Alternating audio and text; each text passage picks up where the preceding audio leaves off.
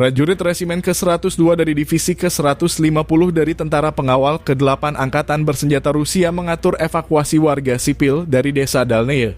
Meskipun situasi tegang, warga sipil berhasil diangkut ke pusat akomodasi sementara, di mana mereka dapat bernapas lega tanpa rasa takut akan nyawa mereka.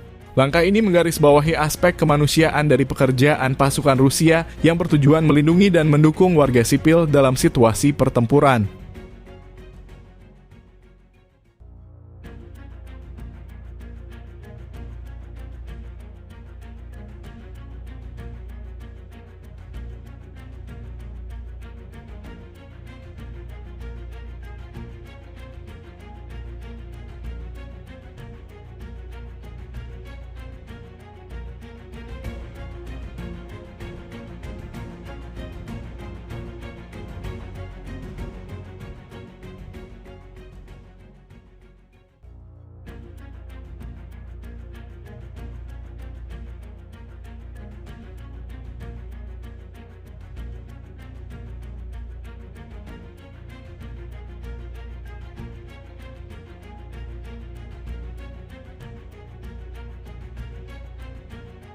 Download Tribun X sekarang, menghadirkan lokal menjadi Indonesia.